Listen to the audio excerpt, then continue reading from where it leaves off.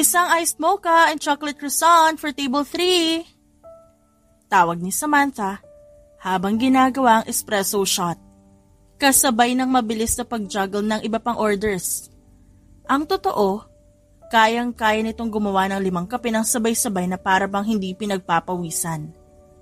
Si Ivy naman, abalang-abala sa pagpe-prepare ng mga pastries. Inihahanda nito ang mga display at sinisigurado na laging fresh ang bawat tinitinda nila. Kung si Samantha, seryoso sa bawat kapeng ginagawa, ang dalagang ito naman, seryoso sa bawat slice ng cake at filling ng croissant na tila ba nakikipaghabulan nito sa oras. Samantala, si Ira, ang panganay ang nag-aasikaso ng counter at customer service. Mahusay ang dalaga na humarap sa kahit sinong pumapasok sa shop. At wala pa itong hindi nakuhang umalis nang hindi nakangiti. Siguro, dahil advantage niya na rin ang pagiging manipulative. Miss, ang ganda naman ng ngiti niyo. Libre na ba ang kape?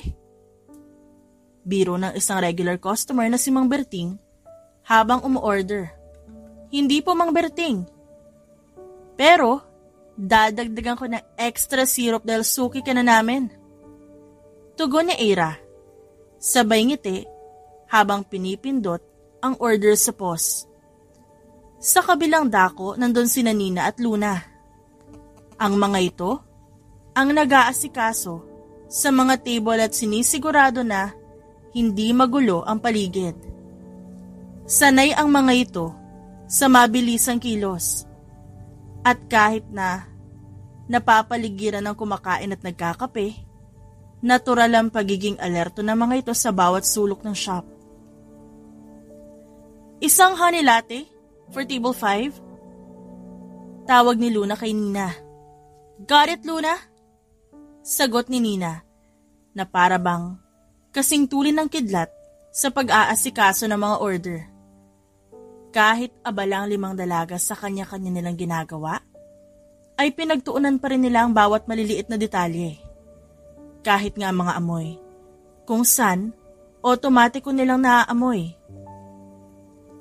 Napatigil ng bahagya si Ira nang mapansin niya mula sa kanyang peripheral vision ng isang lalaking may hawak na camera.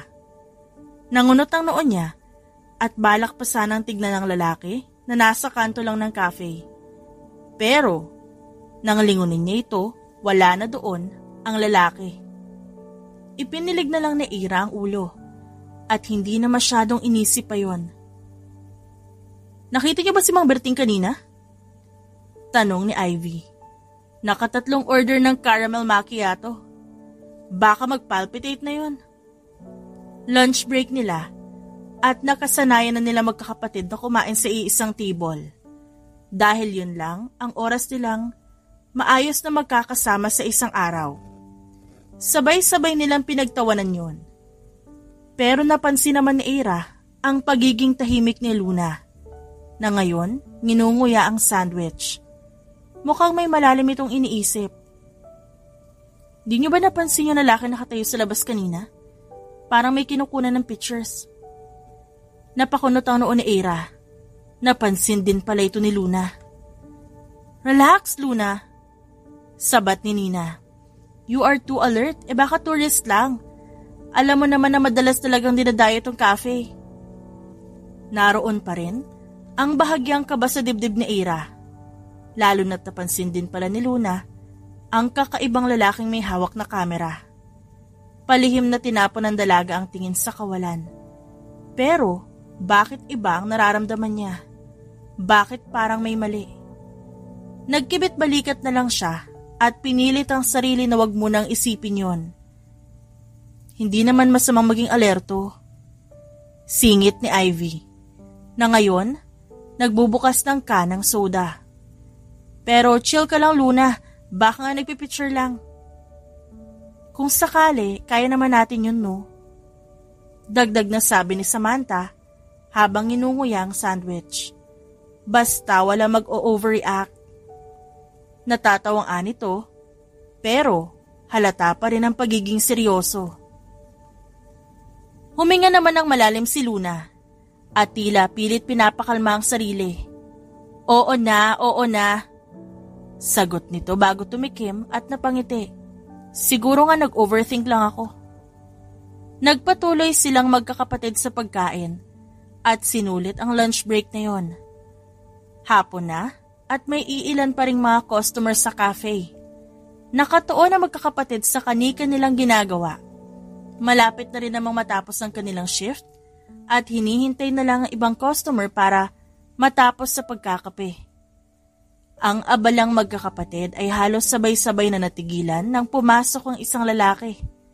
Tinanggal nito ang sunglasses at bahagya pang nagpalingon-lingon sa paligid bago tuluyang lumapit sa counter. Agad namang napansin ni Ira ang hawak nitong notebook at kamera. Doon din napansin ng dalaga na parang pamilyar ang mukha nito. Pero, saan niya nga ba ito nakita? Palihim namang nagkatinginan na magkakapatid at kunwaring may mga ginagawa. Good afternoon. Bati ng lalaki habang humingiti ng bahagya habang inilalapag ang camera sa counter. Isang Americano, please. Extra strong. Mabilis namang ngumiti si Ira. Sure, sir. Anything else? Wala na, yun lang. Salamat. Tinitigan naman ng binata si Ira. Nahalata ito agad ng dalaga ngunit kunwaring hindi niya ito napansin. I'm a journalist. I'm Kaden Reyes. Is it okay to ask some questions? This cafe is pretty popular. What's the history? Ang dami rin kasi talagang positibong reviews. Nagpalitan ng tingin sina Ivy at Luna sa likod ng counter. At kahit bahagyang nakangiti si Ira, agad niyang naramdaman ang kakaibang vibe mula sa lalaki. Sanay na siyang makaharap ang iba't ibang klase ng customer. Pero, ang tingin ni Kaden, may halong kuryosidad na mas malalim kesa sa karaniwan na interesado lang sa cafe. Oh, talaga po? Sagot ni Ira habang pilit na pinapanatili ang ngiti. Actually, family-owned tong cafe. Magmula pa ng bata kami, ito na yung naging pangarap ng parents namin. Sumingit naman si Samantha, na ngayon ay abala sa paggawa ng order. Siguro, kaya ang dami ng customers kasi masarap talaga yung kape namin. Biro nito na sinabayan naman ng tawa ni Nina sa gilid. Gumuhit naman ang ngiti sa labi ni Kaden. Pero, hindi pa rin ito binibitiwan ng tingin kay Ira. Alam nyo, minsan talaga, sa mga lugar na tahimik at ordinaryo, there's a hidden story. Wika nito. Ngunit ang tono ay parang may gustong ipahiwatig. Doon na alerto na ang magkakapatid. Ngunit dahil mga professional actress din talaga sila, kunwari hindi nila yun binigyan ng meaning. That's really interesting. Pero siguro po hindi dito. Sagot ni Ivy na ngayon tumabi na sa atin niyang si Ira. By the way po, dami po kasi nitong ginagawa eh. Baka gusto niyo po munang mag-coffee tapos enjoy the ambience? Tumangutango naman ang binata. Noted. Masarap nga mag-relax dito. Thanks. Kinuha nito ang order na Americano at ngumiti. Pero bago pa man ito maglakad palayo, kumindat ito kay Ira. Bago ito naglakad papunta sa isa sa mga mesa na malapit sa may bintana. Dahil sa kindat na yon, umakyat na ang pagtataka sa mga dalaga. Alam nilang hindi ito simpleng customer lang. Alam nila na hindi ito basta kindat lang. Habang nakatalikod ang binata, mahinang nag-usap ang magkakapatid. Siya yung lalaki nakita ko kanina. Mahinang ani Luna. Oo nga. I saw him earlier too. Akala ko talaga guni-guni ko lang eh. Sagot ni Ira. Bahagyang nanlalamig ang pakiramdam. But, you shouldn't jump into conclusion, right?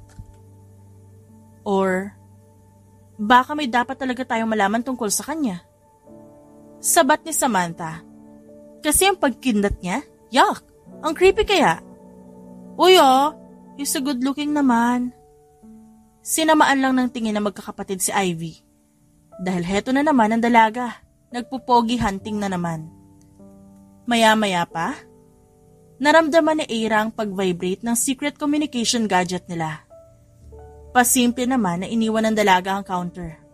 Kunwari, may kukunin lang na gamit mula sa storage room. Mukha namang nag-gets agad ni Ivy at Luna ang biglaang pag-alis ni Ira. Kaya naman pasimple na ring sumunod ang mga ito. Nang tuluyang makapasok sa storage room, mabilis nilang binuksan ang secured earpiece at sinagot ang tawag ng head director ng kanilang division, si Director Santos. Team, there's an update about your next operation. Mahinang sabi ni Director Santos. There's already a confirmation that Phantom is in the club, Club del Sol. May kamit siya doon ngayong iba. You have to guard him and do not let any transaction happens. Nagkatinginan sina Ira, Luna at Ivy. Imbis na takot o kabang maramdaman nila, excitement ang lumabas sa kanilang mga mata. Dahil sa wakas, may lead na tungkol kay Phantom. Napakalaking operation nito para sa Division Q. Copy, Director. We will surely prepare. Napangisi si Ira at sa muling pagkakataon, naramdaman niya ang kakaibang excitement na umaakyat sa kanyang sistema. Agad silang naghiwa-hiwalay pagkatapos ng tawag at bumalik sa kanya-kanyang trabaho na parabang walang nangyari. Nang nasa harap na ulit sa counter si Ira, doon niya napansin ang pasimpleng pagmamasid ni Kaden mula sa inuupuan nitong mesa. You're really into this, huh? Saad niya sa isip. Sinikap niya ipakita na normal lang ang lahat bago niya marahang tinapik si Samantha sa balikat. Shift's almost over, girls. Sabi niya, kunwari ay natutuwa sa pagtatapos ng mahabang araw. Ngunit ang totoo, nag-iisip na siya ng kanilang mga gagawing hakbang para sa ngayong gabi. Nang pumatak ang 6:00, tuluyan na ngang isinara ng magkakapatid ang cafe. Isa-isa nilang nilinis ang mga mesa, pinatay ang mga ilaw, at nilak ng mabuti ang pintuan. Nang tuluyan silang makalabas, pasimple nilang sinuri ang paligid kung may iba pa bang tao. Imbis na sa kanilang bahay sila magtungo, dumiretso sila sa isang iskinita.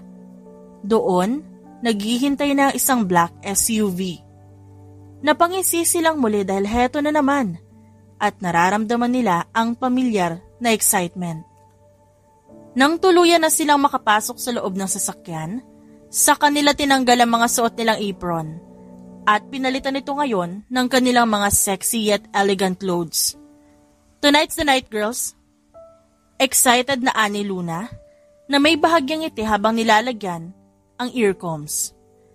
Let's get him. Naghawak kamay muna magkakapatid bago tumango sa isa't isa. Sisiguraduhin nila na makukuha nila ngayong gabi si Phantom. Dahil kung hindi, malalagay sa panganib ang syudad. Ngunit lingid sa kaalaman ng quintuplets, isang binata ang nakatanaw sa dulo ng eskinita. Habang ang kamera nito, na walang tigil sa pag-click, at ang binatang ito, walang iba, kundi si Kaden. Who are you, Martinez sisters? Anong tinatago nyo? Humigpit ang hawak ni Kaden sa camera habang pinapanood ng SUV na papalayo na.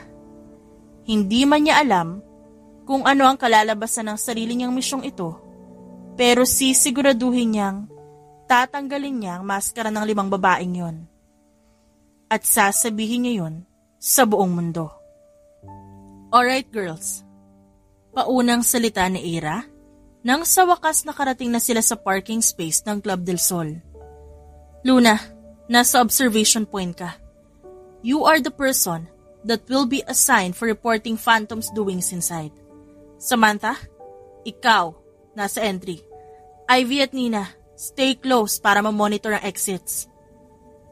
Tumango ang mga kapatid niya bago inihanda ang mga baril na nilagyan ng silencer kanina. Sabay-sabay na lumabas sa SUV ang magkakapatid. Ang pag-apak pa lang ng mga paan nila sa semento ng parking space na yon, nagsusumigaw na ng kakaibang kapangyarihan. Ang bawat lakad nila papasok sa club, nagdudulot ng kakaibang akit sa mga lalaking nakakakita sa kanila. Sa kabila ng kanilang sexy at eleganteng itsura, nakakuble ang maliliit na earcoms na hindi kita ng kahit sino pa. Pasimpleng naghiwa-hiwalay ang magkakapatid. Sa kabila ng pagiging quintuplets, hindi sila nagsasalo ng iisang itsura. Si Aira, mas bold and pleasing ang face figure. Nagmana ito sa ina nila. Samantalang si Ivy at Luna ang siyang halos magkamuka. Si Samantha at Nina naman, halos carbon copy ng kanilang ama. Dahil na rin siguro, pure German ang ama nila, pinagpala sila ng magagandang itsura. Maya-maya pa, narinig nila ang boses ni Luna mula sa earcoms. Nakapwesto ngayon ng dalaga sa taas ng club at kunwaring sumasayaw doon. Target spotted. Nasa VIP section siya. May kasamang 2 guards. Copy that. Mabilis na tugon ni Aira habang nagpapanggap na kumukuha ng inumin sa bar. Pasimpleng tumitig ang dalaga sa direksyon ng VIP section. Masusing pinag-aralan ng dalaga ang paligid, lalong-lalo na ang mga posibleng escaping exit ni Phantom. Approaching the target, ani Samantha sa comms at umayos ng pagkakatayo. Standby. Kagaya nga ng sinabi nito, naglakad si Samantha papunta sa VIP section at hawak nito sa isang kamay ang martini na para bang isa itong regular na guest sa club. Kaswal na dumaan ang dalaga sa mesa ng mga security ni Phantom habang may nakakaakit ng ngiti sa labi nito bago pa simpleng naglagay ng tracking device sa likod ng isang gwardya. Sa sobrang bilis ng ginawang pagkilos niya, wala man lang nakapansin. Tracker deployed. Let's wait for his next move. Habang nasa isang gilid naman si Ivy at nakabantay sa exit, napansin niya ang pamilyar na muka. Nasa isang sulok ito ng club at mukhang nagmamasid. Girls, we have a situation. Si Kaden, nasa loob din ng club. Mukhang sinusundan tayo. Nang marinig yun ni Aira, sandali siyang natigilan bago nag-isip sa kung anong pwedeng gawin. Ivy, stay on your position. I'll handle him. Maya-maya pa, nakita ni Ivy si Aira. Napaka-elegante ng bawat takbang nito palapit kay Kaden. Dahil doon, napangisi si Ivy at pinagpatuloy na lang ang dapat niyang ginagawa. Nang malapit na si Aira doon, nagkunwaring nagulat ang dalaga. Uy, ikaw pala.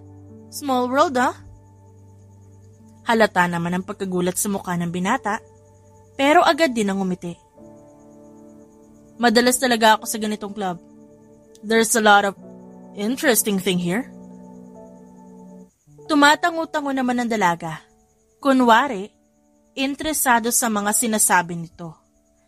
At mukhang marami talagang interesting dito ngayon. Nag-iwas ng tingin si Aira nang mapansin niya ang nakakapasong tingin ng binata. Well, enjoy your night, Mr. Journalist. Matapos niyang sabihin yun, kumindat siya sa binata bago naglakad palayo na kunwaring walang pakialam. You're digging deep, Mr. Journalist. It might kill you. Napapailing na anang dalaga sa sarili. Yep, Kaden's here. Pero hindi pa niya tayo tuluyang nahahalata. Stay low, girls. Focus tayo sa misyon. Sa isang iglap, bumukas ang pinto ng VIP section at lumabas mula dun si Phantom, kasama ang naglalakihang bodyguards nito. Sinalubong naman ni Samantha ang signal at binigyan ng lahat ng heads up. Target moving. Ready for pursuit. Anito habang pasimpleng sumunod sa kanilang target na ngayon papunta na sa exit. Gumalaw na rin ang ibang dalaga na nasa iba't ibang parte ng club, habang si Luna nanatili sa taas ng club para na rin may mata sila mula sa itaas. You know what to do, girls?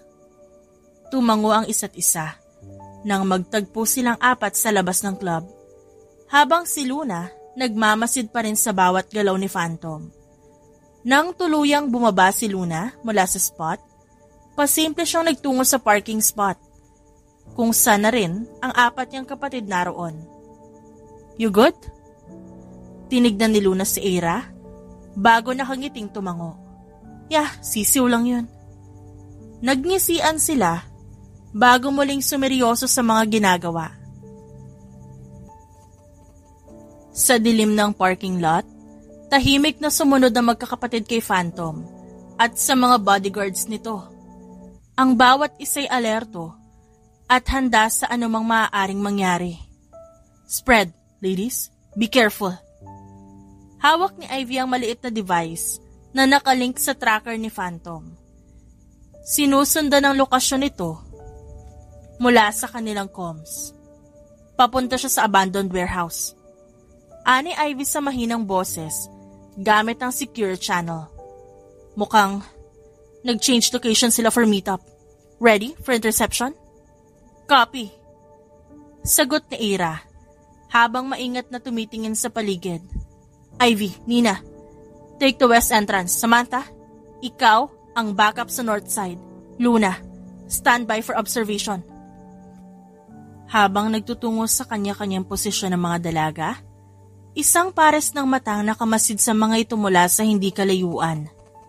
Dala nito ang kamera habang tahimik sumusunod sa bawat kilos ng mga babae.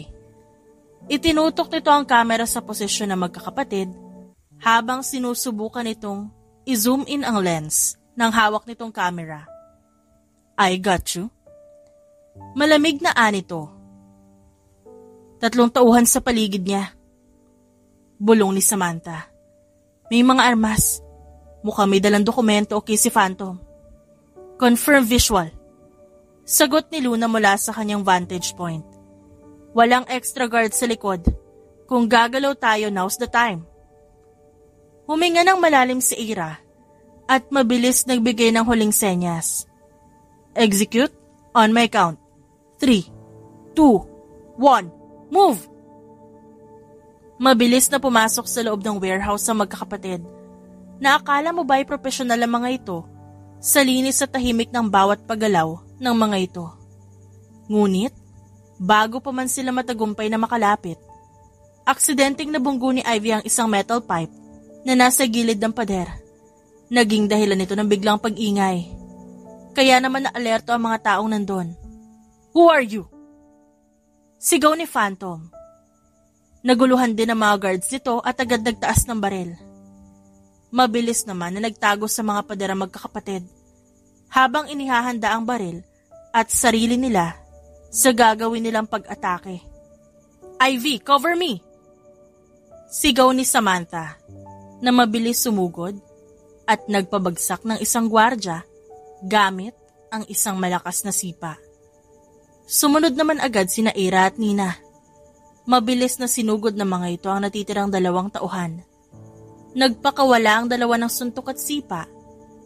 Ang bawat galaw ng mga ito para bang eksperto na parang sanay na sanay sa ganong klase ng atake. Habang abala sa pakikipaglaban, nangunot ang noon ni Eira nang makarinig siya ng sunod-sunod na paglik ng kung ano. Nang lingunin niya, nakita niya ang binata na si Kaden. Habang ang kamera nito nakatutok sa kanila. Shit! Damn you! Bulong ni Eira sa comms. Nakita tayo ni Kaden. Alam niya na. Direk, we have a witness. Sabi ni Nina sa secure comms nila. Bago pa man marinig nito ang sagot ng direktor, napatakbo siya pahabol kay Phantom na ngayon nagtatangkang tumakas sa gilid ng warehouse. Samantha, back up! Handle it discreetly. Utos ng direktor. Eira, he's on the move. Go for intercept. Boses yun ni Luna habang tinututukan ng scope ang bawat galaw ng target. Kaya naman muling nabalik ang atensyon ng dalaga kay Phantom. Sa gilid naman, abala si Nina sa pagharang sa mga backup guards ni Phantom na nagsidatingan mula sa kabilang pasukan. "Need some assistance over here!" Bulalas niya habang nagpapakawala ng malalakas na sipa at suntok. Nakangisi naman si Kayden habang kumukuha ng mga litrato. Ang mga mata nito kumikinang naakala mo nasa isang pelikula o kaya naman mga artistang on the shoot o nasa taping. Nagmamadaling sumenya si Ira kay Samantha at Ivy. "Secure the perimeter and don't let him escape." Bulong niya. Halos wala ng oras sa magkakapatid para sa mga tanong o pag-aalinlangan. Bago pa man sundin ni Samantha ang kapatid, galit siyang lumapit sa binata. "Kayden! Alam kong may gusto ka malaman, pero sumasapaw ka sa delikadong operasyon namin. You're ruining everything." Hindi naman nagpapigil si Kayden. Sa halip, ngumiti pa ito. "I didn't expect that you're doing this behind that delicious coffee and pastry of yours." Wala namang sinayang na segundo si Samantha. Bigla niyang hinablot ang kamera ni Kayden at itinago sa likod niya. "I'm sorry, but I will take this from you." Ngumisi lang ang binata, ngunit may bahid ng kaba doon. "Hindi ka ba natatakot na baka malaman ng lahat ng sikreto niyo? Ilang beses na kami natuto mag-ingat at alam namin kung paano mapapatahimik ang tulad mo." Isang confident na ngiti ng dalaga ang pinakawalan niya bago irapan si Kayden. Bago pa man makasagot si Kayden, nakita niya sina Ivy at Nina na matagumpay na na-corner si Phantom. Habang si Ira naman, mabilis na naglagay ng cuffs sa target. Kitang-kita ng binata ang pagbagsak ng mga tauhan ni Phantom. Walang natira, at ang tanging naiwan na lang sila habang napuno ng katahimikan ng buong warehouse. Target secured. Pahayag ni Ira sa kanilang comms habang tinitignan si Phantom na ngayon ay nakaluhod na. Nanginginig sa galit at pagkatalo. Maya-maya pa, lumapit na si Samantha kay Ira. Kaya naman ibinigay na ito ng dalaga sa kapatid. Dahil doon, seryosong lumapit si Ira kay Kayden. "Ngayon sabihin mo sa akin, gaano kalalim ang alam mo tungkol sa amin?" "Enough, para malaman na hindi kayo basta ordinaryong baristas.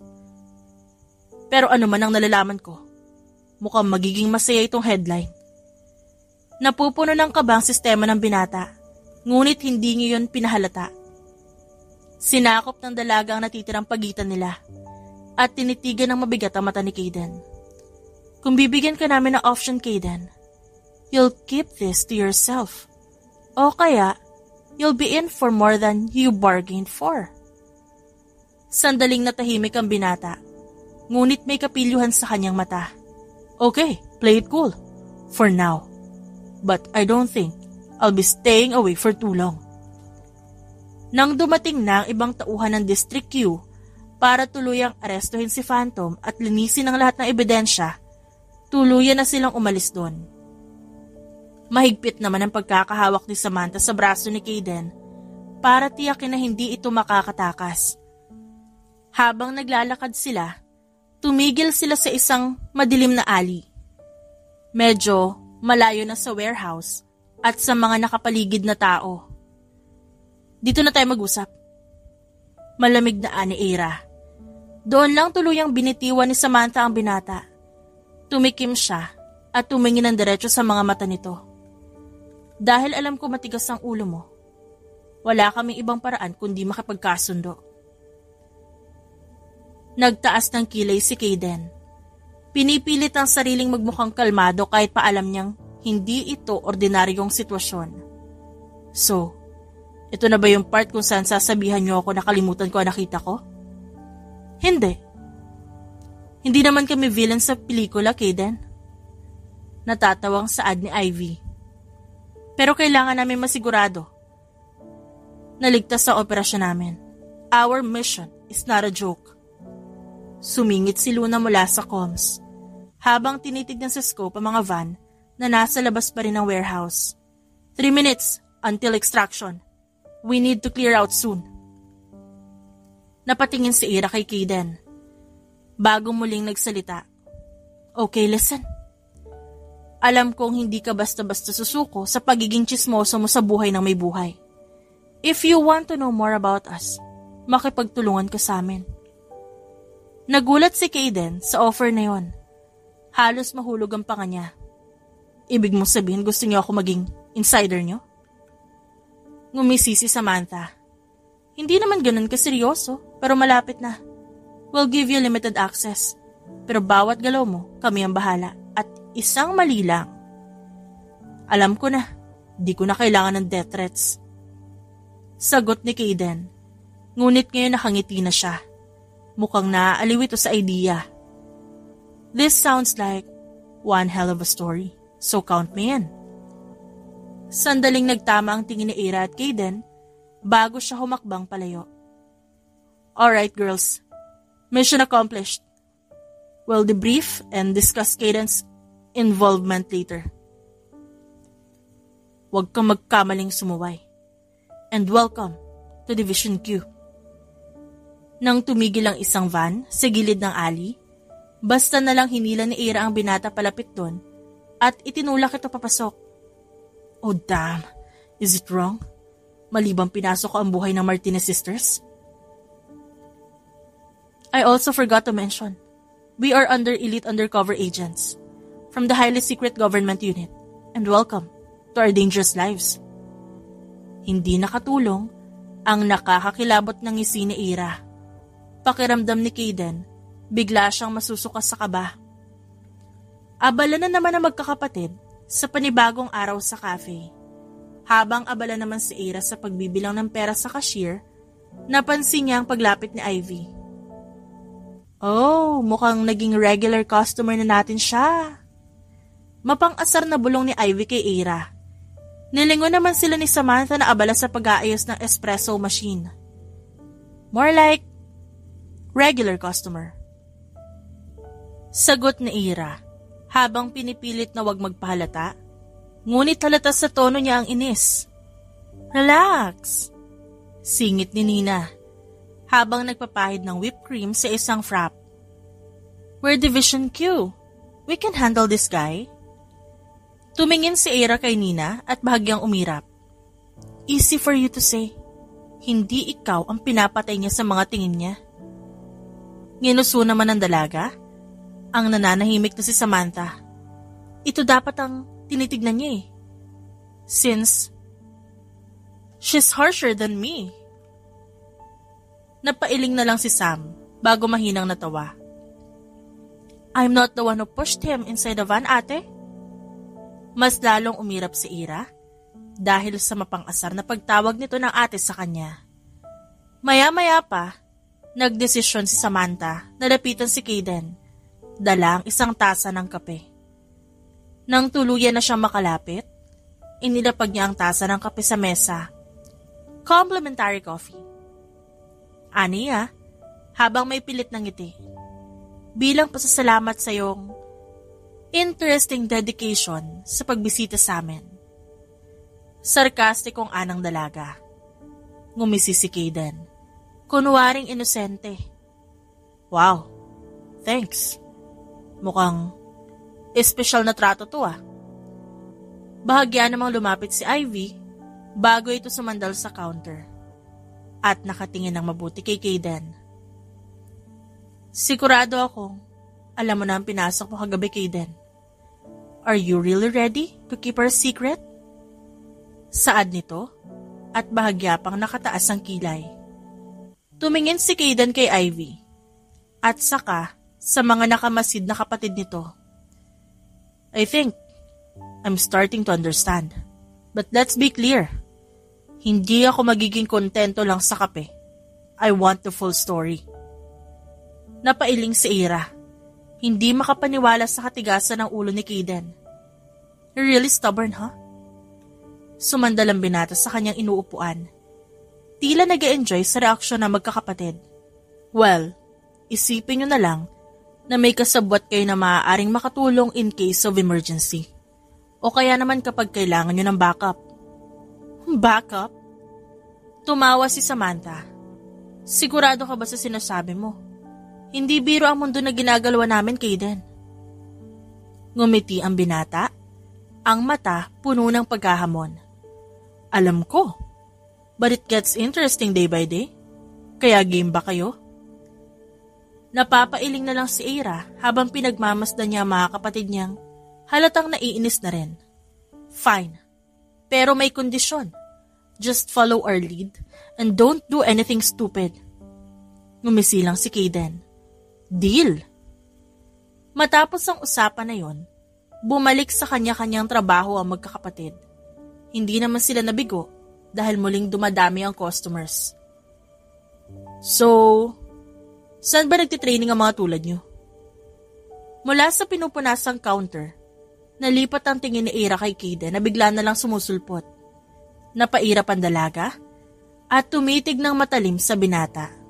Hindi kami nagtitraining, talagang magagaling na kami. Mataray niyang sagot, bago ito talikuran at magkunwaring busy. Hindi naman mapigilan ni Nina na matawa mula sa gilid. Good luck sa tanong mo, Kaden. We're not that easy. Anito sabay kindat sa binata. Ngumisi si Kaden. Hindi niya alam pero parang ang gaan ng aura ng mga ito. Fine. Pwede ko na lang sigurong hulaan. You all seem like you've been in the field for a while now. Napailing si Ivy habang inihahanda ang espresso machine. Just because we know how to fight doesn't mean we're open books. I suggest mag-focus ka na lang sa orders mo kesa sa mga sikreto namin.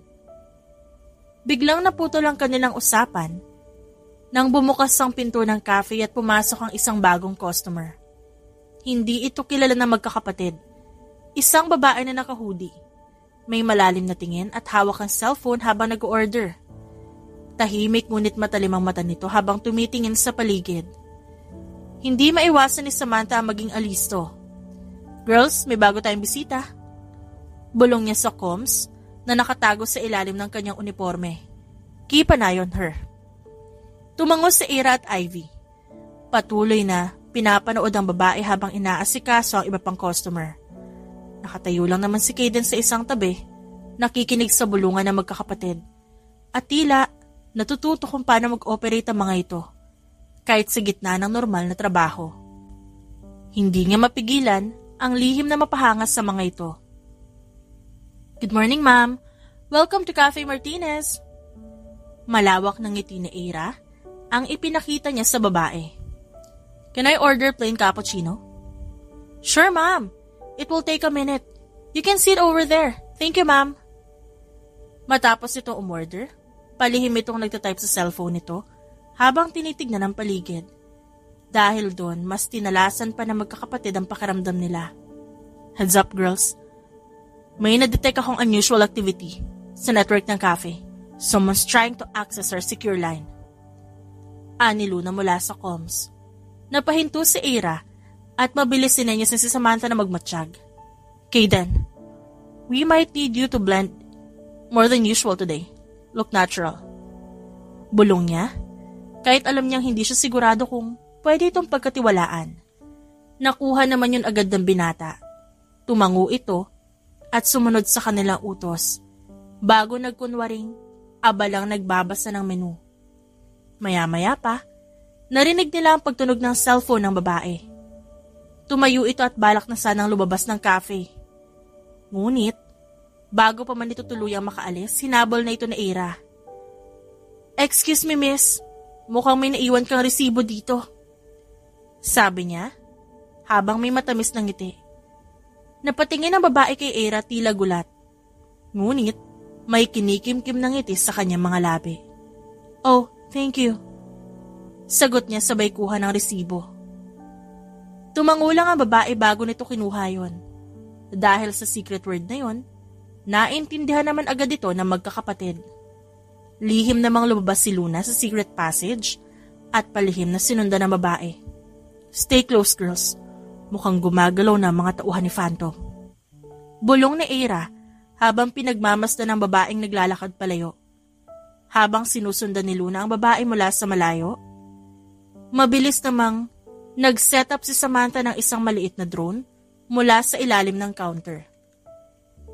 Kaagad nitong inactivate ang feed at sa loob lang ng ilang segundo, nakita na rin ng magkakapatid sa kanilang comms ang live footage ng kalye. "Luna, we've got your back," sabi ni Samantha habang ino-orient ang camera para makuha ang iba't ibang anggulo ng target. "Mukhang sa north exit siya pupunta. Heads up, baka may baka pa yan ha," ani Ivy, gamit ang boses na nagbababala.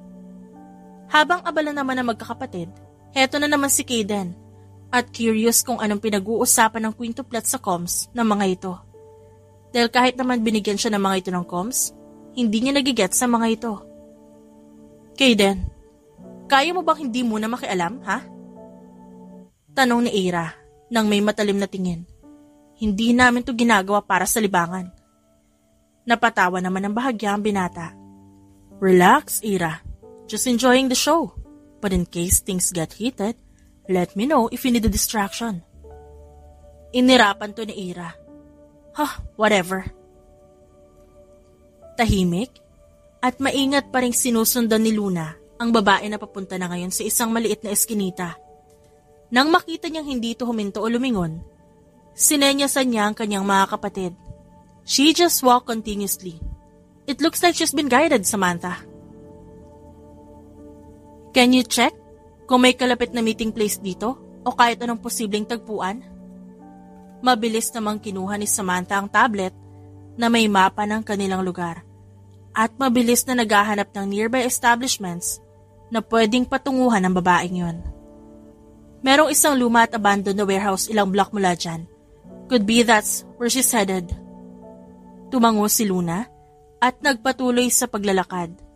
Nang lumiko ang babae, paliko na rin sana siya nang tumambad sa harap niya ang dalawang anino.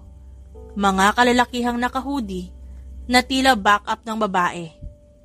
Agad nagtago sa pader si Luna bago sinilip ang mga ito kung nakalayo na ba. "Girls, may dalawang dagdag na tauhan." Bulong ni Luna sa comms. Mabilis na sumagot si Nina. "Copy that. Everyone, keep low and watch your backs." Habang bumubuo ng panibagong strategy ang magkakapatid, lumapit naman si Kayden kay Ivy. At pabirong bumulong. "So, how's a regular coffee shop like yours get entangled in something like this?" Bumuntong hininga si Ivy at konting-konti na lang sasabunutan niya na si Kayden. "Kung curious ka, hintay mo na lang yung scoop mo. For now, stay in the background, okay?" Nakangisi namang sumandal si Kayden sa counter. Nagmamasid pa rin sa kabila ng warning ng magkakapatid at pinapanood ang kanilang galawan. Habang sinundan naman ni Luna ang babae at ang dalawa nitong kasama papunta sa abandonadong warehouse, patuloy pa rin siyang nagbibigay ng updates sa kanyang mga kapatid sa comms. "Nasa tapat na kami ng warehouse. Ang mga kasama niya mukhang armado. It seems they're guarding her." "Roger that." Sagot ni Ira mula sa cafe. "Sam, Nina, let's get ready. We'll meet Luna outside. Ivy, ikaw muna bahala dito. And Kayden, just stay here." Dagdag niya, na halos may pasukunang tono. Bago pa makasagot si Kayden, mabilis nang nagpalit ng civilian jacket si Ira at Samantha at nagmamadaling lumabas ng cafe. Sumunod naman agad sa mga ito si Nina. Naiwang nakatayo si Kayden sa gitna ng cafe, nakatitig sa mga dalaga habang papalayo ang mga ito. "Wait, hold up. Wala man na ako makukuha ang chismis kung mananatili ako dito." Bulong ni Kayden sa sarili, sabay kumuha ng jacket at sumunod sa mga ito palabas. "Girls, visual confirmed. Nandito nga si Phantom. I don't know what happened. Hindi naman na-report sa atin na nakatakas siya." Bulong ni Samantha at halatang halata ang pagtataka. "I knew it. There's something wrong. Ang dali-dali nating nahuli si Phantom. It's just a disguise." Naiinis na ani Ira. "At mukhang ito ang classified weapon case na hinahanap natin." Dugtong naman ni Nina. "Okay, let's focus. Lahat kayo. Wait, for my go." Hindi tayo gagalaw hanggat walang senyales. Focus lang sa objective at huwag gumawa ng ingay. Narinig ni Ira ang pag-agree ng mga kapatid. Pero saglit siyang natigilan nang mapansin ang pamilyar na figura sa labas ng warehouse, si Kaden. Pigil na pigil ng dalaga ang kanyang kamao bago na pailing. Kaden, what the hell are you doing here? Inis na bulong niya sa comms, desperadong maiwasan ng anumang komplikasyon. Ngunit sa kanyang gulat, ngumisilang ang binata mula sa pwesto nito na parabang nag-e-enjoy pa sa sitwasyon. Well, you know me, I never miss a big scoop. Umismid si Nina mula sa kabilang linya. Let's see if you're still smiling kapag nahuli ka ng mga tauhan ni Phantom. Just don't get in her way. Tumango si Kaden na tumigil sa malayo. Masusi pa ring pinagmamasdan ng bawat kilos ng kalaban sa warehouse. Sinubukan nitong magmukhang walang interes sa nangyayari. Ngunit ang mata nito palihim na sinusuri ang bawat sulok. Nagbigay ng huling senya si Ira sa magkakapatid. Kaya naman agad pumosisyon ang mga ito. 3, 2, 1, move! Mabilis na pinalibutan ng mga ito ang grupo ng kalaban at sa isang iglap binasag ng Martinez sisters ang tensyon ng lugar. Mabilis umatake ang mga dalaga sa mga kalaban at tinarget si Phantom. Biglang tumunog ng malakas ang alarm mula sa loob ng warehouse, dahilan para magising ang natitirang mga bantay. Tumingin ang magkakapatid sa paligid, handa sa isang mas malupit na labanan. Girls, we need to wrap this up. Fast! Saad ni Samantha, bago ito mabilis na sumugod sa isang lalaki at buong lakas itong pinatumba. Agad namang tumulong si Nina sa likuran niya at mabilis na kapagsabayan sa mga sumugod pa. Habang abala muli ang mga dalaga sa pakikipaglaban, nilakasan ni Kaden ang loob at nakisugod sa mga kalaban. Sinubukan itong tumulong kahit papaano para mapabagsak ang mga kalaban. Napatingin si Ira sa kanya. Nagulat man ito ngunit ngumisi rin. Dahil kahit papaano, may maibubuga pala ito pagdating sa laban. Pigil tuloy ang ngiti ng dalaga habang napapailing. Nang halos mapatumba nila lahat ng kalaban, agad nilang kinuha ang case at mabilis silang umexit mula sa warehouse. Seriously, Kaden? Sinusubukan mo bang pasabugin ang cover namin? Ito agad ang salubong ni Ira nang makalabas sila sa lugar na yon. Ngumisi lang si Kaden habang nakatingin sa kanila. What can I say? May thrill kasi sa pagsunod sa mga secret agents na di ko matiis. So, ano ba talaga nasa case na yan? Nagkatinginan na magkakapatid at sabay-sabay na lang napailing. Hindi man nila inaasahan ang pakikisali ni Kaden. Alam nila na malamang sa hindi, ito na ang simula ng mas komplikadong misyon na kasama ito. Halos isang buwan na rin simula ang huling enkwentro ng Martinez sisters kay Phantom. Na-surrender na rin nila ang case na naglalaman ng mahalagang bagay. Ngunit, kahit gaano pa katahimik ang isang buwan na yon, hindi pa rin sila nagpapakampante. Hey Ivy, bati ni Kaden nakapapasok lang sa cafe. So, sa dami ng customers dito, wala ba nakakahalata sa mga extracurricular activities nyo? Napairap si Ivy at pinilit ngumiti. You'd be surprised kung gaano kabisi ang mga tao sa sarili nilang buhay para pansinin kami. Besides, masyado magaling si Nina mag-disguise sa mga bagay-bagay, dun siya magaling. Interesting. Sabi ni Kaden habang nilabas ang notebook niya at nagsimulang magsulat ng kung ano-anong nalalaman na bago. Kasi, alam mo, parang bagay ko yung main character na isang thriller series. Bumuntong hininga si Ira mula sa kabilang bahagi ng counter at pinilit na hindi mainis sa sinabi ng binata. Kaden, di ka ba napapagod? Ang dami mong oras para pagtripan kami dito. Ngumisi si Kaden at tumango. Pag nasangkot ka sa isang malalim na action drama, hindi mo lang basta-basta iiwan, di ba? Pinagsasabi mo. Gusto mo? Gawin kong literal na drama yung buhay mo? Inirapan to ni Ira bago naiinis na sinenyasan ng kapatid na bumalik sa ginagawa. Habang abala, hindi maiwasan na Ira ang pamilyar na gut feeling niya. Ngunit bago pa man siya makapagsalita, humakbang palapit si Samantha. Girls, we're being watched again. Bulong ni Samantha habang tinatapos ang isang order. Sabay sulyap sa isang lalaking nasa gilid ng cafe na nakatingin sa kanilang direksyon. Noted. Sagot ni Nina sa comms. Same protocol, act normal, observe, and report kung may unusual movement. Mula sa gilid, napansin din ni Kaden ang kakaibang presence. Kahit hindi sinasabi na magkakapatid, halata niyang may napansin din ang mga ito. Tumayo siya mula sa kanyang upuan at naglakad palapit kay Eira habang sinusubukang basahin ang mukha nito. You okay? Mukhang mas maraming tao ang pumupunta rito kaysa dati. Napansin naman ng dalaga si Kaden. Yeah, busy day lang talaga. At hindi namin kailangan ng tulong mo, Kaden. Masyado ka ng maraming nalalaman. Don't worry. I'm not here to expose you. I'm here to help. If you need it. Tinignan lang ni Eira ang binata pero hindi na muling umimik pa. Kinagabihan, nakatanggap ang magkakapatid ng mensahe mula sa Division Q tungkol sa isang illegal na arm transaction sa abandonadong pier na konektado kay Phantom. But this time, Eira and Samantha will handle the case. It's too dangerous. The other girls' needs here inside the division. Take care, guys. We'll watch you here. Nagpaalam ang dalawa sa mga kapatid bago naghanda papunta sa location. Ang akala ni Eira magiging flawless ang gabing yon. Ngunit, nang makarating sila doon, naglaho yun lahat nang makita niya ang isang binata na nakatago sa anino ng isang shipping container. Kaden, ba't ka nandito? Ngumisi si Kaden na tila walang pakaalam sa panganib ng paligid. Nasa assignment ako. You should know by now that I'm good at tracking you, Miss Martinez. Hindi ba pwedeng mamasyal ka na lang sa mall? Sa halip na sumiksik dito? Sumulyap si Eira kay Samantha na nagbigay lang ng isang pagod na tango. Fine. Just stay close and follow my lead. Huwag ka magpapahuli at huwag mong sisirain ang plano namin.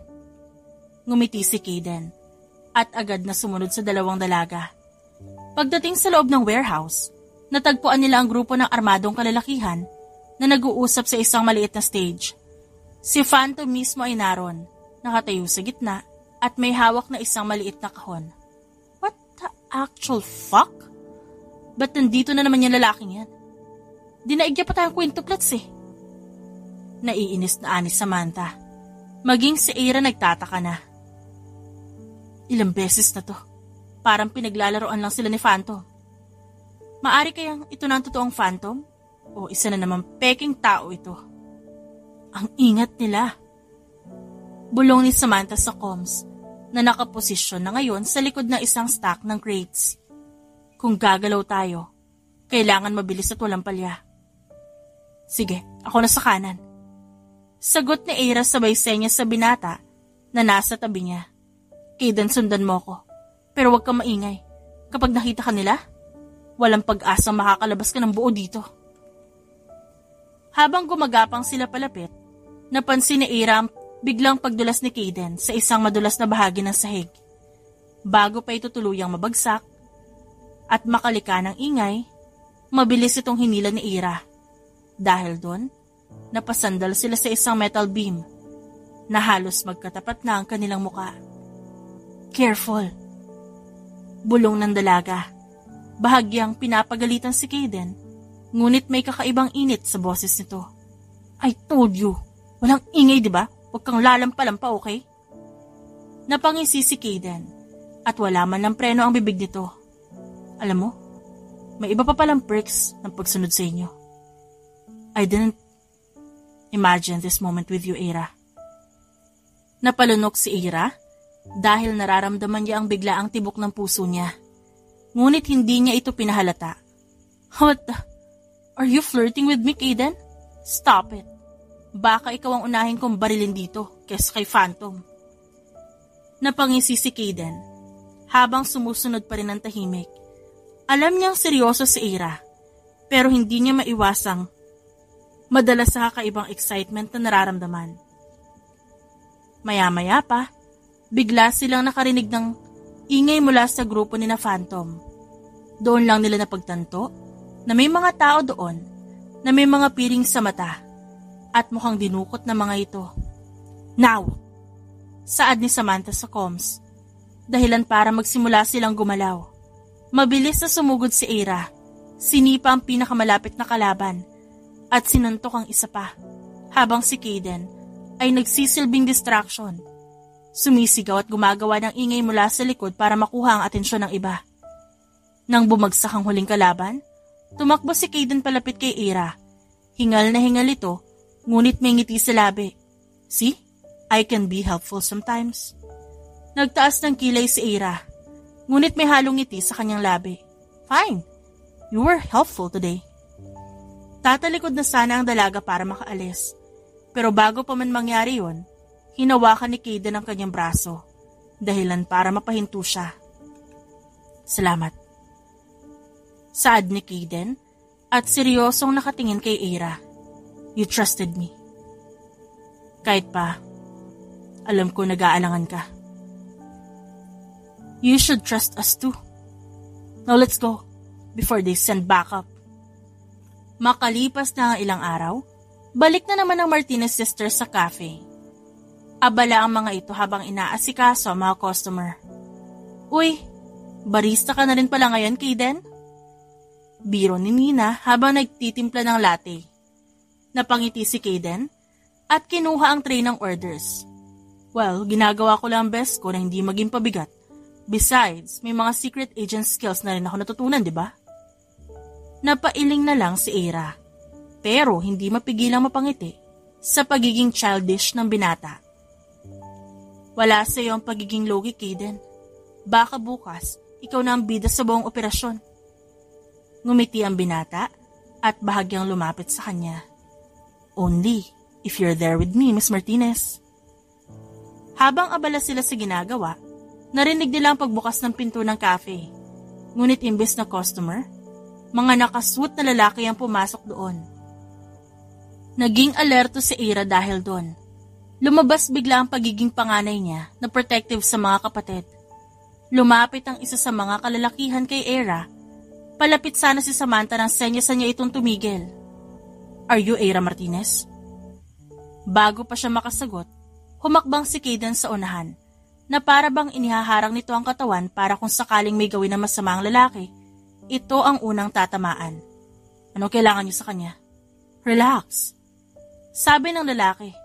Nagtaas ng kamay bilang tanda ng pagrespeto. Narito lang kami para ibigay ang importanteng mensahe. Sabihin mo sa boss mo na may darating na bisita and the time is running out.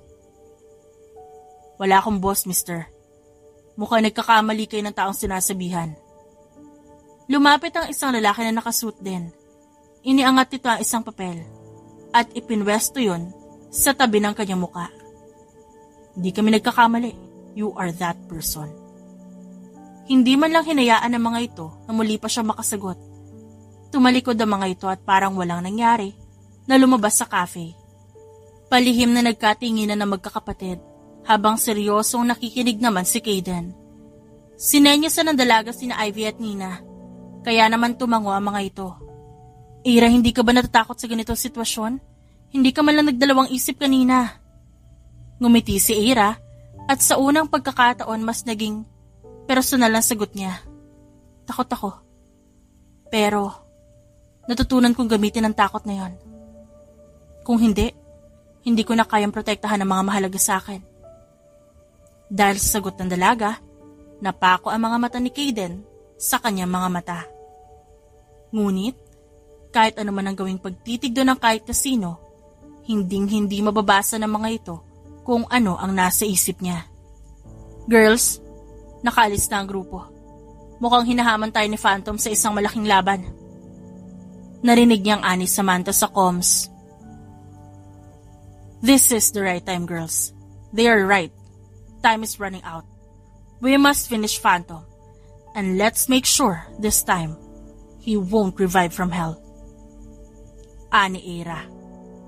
Bago walang buhay, na tinanaw ang labas ng cafe. Ilang araw ang itinuon ng magkakapatid sa pagpaplano para sa paghahanda sa huling labang to. Lahat ng traps, armas, escape route, at backup plan inihanda nila. Sa gitna ng kadiliman ng gabi, mabilis na nakapasok ang Martinez sisters sa isang malaking gusali. Bawat takbang puno ng pag-iingat. Nasa loob na rin si Kayden dahil nag-volunteer ito na sasama. Wala naman sila nagawa doon kaya pumayag sila. Palihim nilang sinundan ng mga ingay ng mabibigat na yabag ng paa at pagbubukas ng mga metal na pintuan. Girls, malapit na tayo. Saad ni Samantha. 5 armed men spotted sa labas ng main room. Alright, let's clear the path. Sagot ni Ira gamit ang boses na yon. Isang malamig at nakanginginig na boses. Sa isang mabilis na galaw, binunot niya ang kanyang armas at sinenyasan sina Ivy at Nina. On my count. 3, 2, 1, go! Biglang sumugod ang magkakapatid. Dahil doon, isa-isang bumagsak ang mga kalaban. Ngunit sa kabila ng lahat, tahimik at malinis ang kilos nila. Halos hindi naman marinig ang pagbagsak ng mga ito sa sahig. Ngunit bago pa sila makalapit sa main room, biglang may sumiklab na pulang ilaw mula sa dingding. Acknowledge na tayo. They know we're here. Biglang dumagundong ang pintuan ng main room at doon nila nakita si Phantom. Nakangiti. Tila hinihintay sila. Bravo, ladies! Matagal ko na kayong hinihintay. Bigla na lang naging sunod-sunod ang pagpapaputok ng mga baril. Mabilis namang umiilag si Ira at ang mga bala ay tumatama sa metal na bariles sa paligid nila. Sa hindi kalayuan, sinusubukan naman ni Kayden na lumapit kay Ira. May dala itong baril sa kaliwang kamay. Ira, cover me! Kahit nag-aalangan, pinayagan ni Ira ang binata. Habang tumatakbo, tumalo ng dalaga sa mga bagay na nakaharang at nagawa niya pang masipa ang isang tauhan ni Phantom. Ngunit kahit abala magkakapatid sa pakikipaglaban, napansin pa rin ni Samantha ang kakaibang kilos ng binata. Kayden, saan mo natutunan yung mga galaw na yan? Ngumisi ang binata, pero walang narinig na paliwanag si Sam. Mabilis tumakbo ito sa gitna ng putukan ng baril at para bang wala itong katakot-takot sa ginagawa o sa mga posibleng mangyari. Nang halos matapos na ang labanan at naubos na nila ang karamihan sa mga tauhan ni Phantom, biglang may narinig silang tunog ng papalapit na sasakyan. Kasunod nun ay ang pagbukas ng malaking pintuan sa gilid ng gusali at doon pumasok ang isang grupo ng mga lalaking armado rin. Ano to? Reinforcements? Tanong ni Ivy, halatang nagulat sa bagong dating. Biglang nagpakawala ng isang malakas na suntok si Kayden at mabilis pinabagsak ang dalawang kalaban sa isang galaw na parang sanay na sanay. Tumayo ang binata sa gitna ng kaguluhan at humarap kay Phantom. Ngunit sa halip na atakihin ito, ngumiti ito sa kalaban. Akala ko ba matatapos na ang laro natin? Anang binata sa malamig na boses habang nakatitig kay Phantom. You promised me that I will be in control once they took the bait. Napatigil ang magkakapatid sa narinig. Hindi sila makapaniwala doon. Para silang binuhusan ng napakalamig na yelo. Teka, ikaw ang nagsabi kay Phantom? Galit na tanong ni Ira. At ang mata nito'y puno ng galit at pagtataka. Ngumiti si Kayden. I had to know who's behind all this. And Phantom, let's just say we've had a bit of an arrangement. Binalingan nito si Phantom at muling ngumisi. Hindi to pwede. Girls, we have to end this. Sa isang mabilis na galaw, tumakbo si Ira patungo kay Kayden habang inaasinta pa rin ang baril kay Phantom. Agad tumabi si Ivy at Nina bago sumugod paharap. Habang si Samantha at Luna bumubuo ng barricade mula sa likod. Ngunit sa gitna ng laban, biglang sumenya si Phantom kay Kayden na umatras. Napangisi naman ang binata at sumunod sa utos nito. Nagmamadali itong tumalikod at sumama palabas ng gusali kasama ang ilan pang natitirang tauhan ni Phantom. Naiwan doon si Ira habang hinihingal at galit na galit. Alam niya mula sa mga nangyari ngayon na hindi niya na kaya pang pagkatiwalaan si Kayden. Tumayo siya at pinanood ang pintuang ginamit ng mga ito para makalabas. Alam niyang hindi ito ang huli nilang pagtatagpo. Ira, he betrayed us. Saad ni Samantha na halatang hindi rin nakapaniwala. Hindi sumagot si Ira. Ngunit, may isang bagay lang ang alam niya ngayon. Si Kayden ay kalaban. At sa susunod nilang pagkikita, hindi niya na muling pagdududahan ang tunay na damdamin at intensyon niya. Nasa rooftop, nang gusali ang magkakapatid. Nagmamasid sa bawat pintuan at bintana ng target building. At muli nilang pinag-aaralan ang kanilang plano. Nasa tabi rin nila si Kayden, seryoso ang ekspresyon nito. Pare-pareho silang hindi umiimik. Gusto nilang magalit sa binata, pero ito mismo ang nagtungo sa Division Q para isuko ang sarili. Ba't gusto mo sumama ngayon? Malamig na tanong ni Ira. Ngayon may pagdududa na siyang nararamdaman dito. Kailangan ko linisin ang pangalan ko. I know I made a mistake, but I wasn't fully truthful with you. Phantom may be the enemy, but I am not his ally. I was forced into this. Ano ibig mong sabihin? Tinutukan ka ng baril, ha? May bomba ba silang nilagay dyan sa lawit mo? At may timer bomb? Napabuntong hininga ang binata. Alam na alam niya sa sarili na galit ang mga ito. I've been undercover for years, and my main mission was to infiltrate Phantom's organization. I didn't want you to know, because the fewer people who knew, the safer I'd be from Phantom's watchful eye. Pero nakuha niya kayo? Napilitan ako makipagsabuatan para protektahan ang sarili ko. And yes, to protect you too. Napako sa katahimikan ng magkakapatid. Sinusuri ko hanggang saan nila kayang pagkatiwalaan ang sinasabi ni Kayden. Kaya mo bang patunayan ang sarili mo? Pati ang sinasabi mo? Seryosong tanong ni Samantha. Tumango si Kayden. Bumunot ng maliit na flash drive mula sa bulsa at iniabot ito kay Ira. I saved as much as I could from Phantom's files. There are names, places, even his hidden accounts. This can help you track him down. Kahit nagdadalawang isip, kinuha ni Ira ang flash drive. Ba't di mo to sinabi sa amin noon pa? Ngumisi naman ang binata. Sa larangan ng trabahong to, loyalty is a dangerous game. You'd be surprised kung sino pang nasa likod ni Phantom. Sa puntong yun, biglang nag-alarm ang comms ng Division Q. Heads up girls, we've got movement on the west side. Agad silang pumosisyon, ngunit hindi maiwasan ni Ira na mapatingin kay Kayden. Kung totoo man ang sinasabi nito, baka ito lang ang susi para tuluyan ng mahuli si Phantom. Habang pumapasok sa gusali, binigyan ni Kayden ng senyas si Ira na dumaan sa ibang routes. Trust me on this. Sinundan ni Ira ang binata at sa bawat takbang nila sa dilim ng mga pasilyo, mas lalong lumalapit sila sa ilalim ng mga mata ni Phantom. Nang makarating sila sa harap ng isang maliit na opisina, marahang pinigilan ng binata si Ira. Ira, before we go in, I have to tell you something. I know you still don't fully trust me, but I haven't told you everything. Anong ibig mong sabihin? Tanong ni Ira, hindi makapaniwala sa pagdami ng sikreto ni Kayden.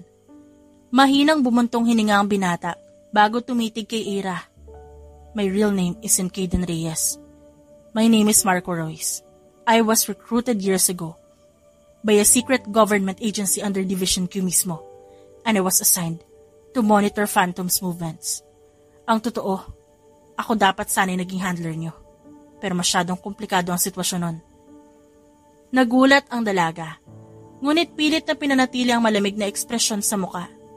So all this time, nakatago ka sa amin. Nakabantay ka lang talaga sa bawat kilos namin. Not exactly. I didn't know I'd actually care for any of you. Pero pagkatapos ng mga misyon, pagkatapos ng lahat ng nangyari, I couldn't stay objective. Alam kong magiging delikado para sa inyong lahat kung malalaman ni Phantom na may mas malalim akong koneksyon sa inyo. Kaya ako naging deep undercover.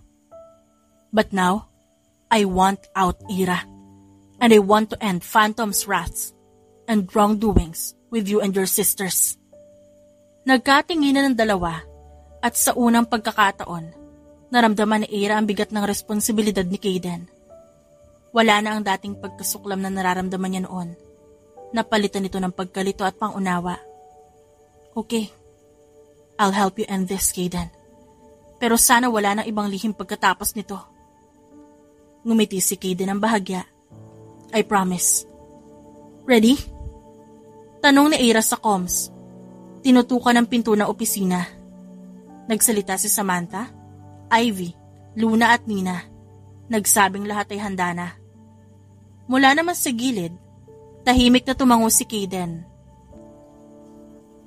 Ngunit sa pagkakataong ito, ibang-iba ang kanyang ekspresyon. Determinado at handang tapusin ang lahat ng mga kalaban na nasa loob ng opisinang ito at ang lahat ng nasa building.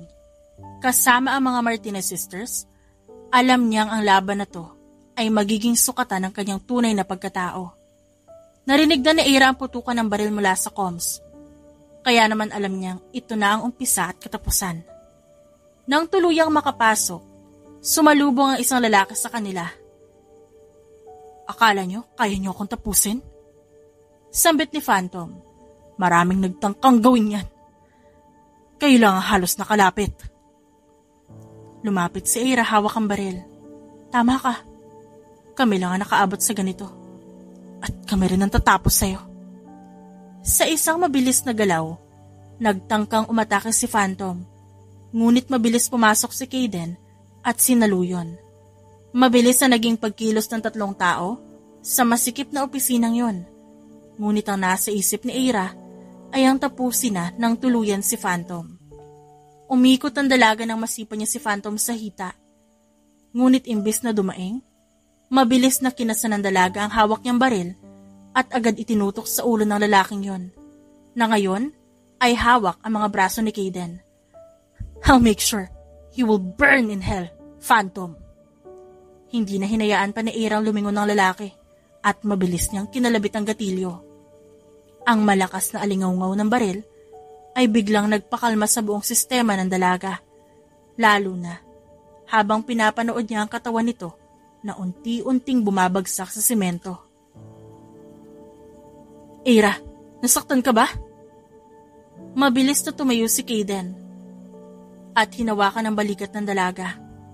Napatulala naman saglit si Ira at kumurap-kurap. Finally. Ngunit, hindi pa rin nagpatinag ang dalaga. Lumuhod siya upang tignan ang patay na katawan ni Phantom. Mabilis niyang hinawakan ang mukha nito at iniangat ang baba. Kinapa niya yon at tiniyak na wala itong suot na maskara o hindi ito nagpa-plastic surgery. Phantom is dead. Mahinang anang dalaga.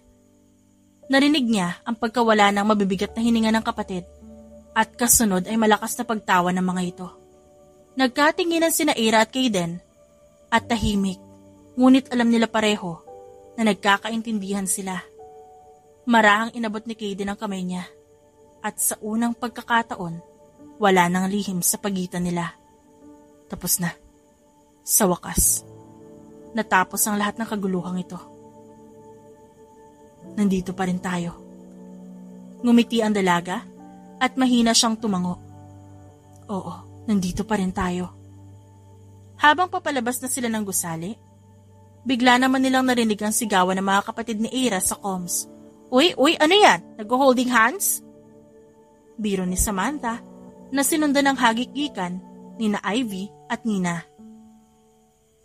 Dapat ata, gustuhin nating mas maraming Phantom sa magpakita para magkaroon tayo ng ganito ka-sweet na moments. Sambit ni Ivy na halatang natutuwa. Mahinang natawa si Ira at umiling. Tigilan niyo nga ako. Trabaho ang atupagin niyo. Hindi ang love life ko. Napahagikik naman si Kayden. Well, mukhang hindi lang laban ang kailangan ko harapin. Pati ang mga kapatid mo pa yata. Wala kang takas, no? Napatingin si Nina sa kanilang dalawa. Hindi naman ito mapigilan ang malakas na pagtawa. Grabe kayo, parang pelikula. Saan ang susunod na eksena? Sa ilalim ng ulan? Yeah, right. Kaya pala mahilig tong si Kayden sa mga action drama eh. Kasi gano'n naman pala ang gagawin niya sa kambal natin. Sumabat si Luna. Kahit kababalik lang mula sa pagmumonitor sa labas. Kung iniwan mo na sana kami, sa pag-ubos dito sa mga kalaban. Baka nakita ka rin namin nagpo-propose sa gitna ng gulo. Napatawa si Kaden, halatang sanay na sa kalokohan ng magkakapatid. Mas malala pa talaga kayo magbiro kaysa sa akin But don't worry, kung magpo-propose man ako, I'll make sure it's in the most chaotic moment possible para lang dramatic. Napa-cross arms naman si Eira, kasabay ng pagtaas ng kilay. Kayo talaga? Pati ba naman sa ganito ang hilig niyo sa drama? Inakbayan siya ni Kaden, o Marco Royce, at ngumiti. What's life without a little drama? Kahit naman gusto mong itanggi, deep inside, alam kong gusto mo rin na may kasama ka sa laban na to. Kahit pa sa isang pasaway na tulad ko. Tumingin naman si Eira sa binata at sa sandaling yon, alam niyang wala siyang ibang sumbat o pagtutol. Fine, sabi ng dalaga. Kunwari nagdududa pa. Pero wag mo naman ako ilaglag sa mga kakambal ko. They sees me as a tough one. Mataray ngunit mahinang saad nito. Do you know that we can hear you, right? Natigilan si Eira nang maalalang hindi pa niya napapatay ang comms niya. Nang tignan niya tuloy ang mga kakambal niya, may mapang-asar ng ngiti sa labi ang mga ito. Ew, ano ba yan?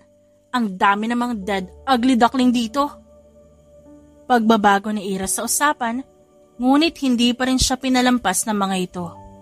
Nagtakbuhan ng mga dalaga habang hinahabol ang isa't isa. Napuno ng tawanan ang gusaling yun na parang hindi nakasaksi ng madugong labanan. Napatigil naman si Luna sa pagtakbo dahil maging ang childish na si Kaden nakihabol na rin. Napangiti ng matamis ng dalaga dahil alam niya na buong buhay ni Eira, wala itong ibang ginawa kundi maging matatag para sa kanilang 5. The End.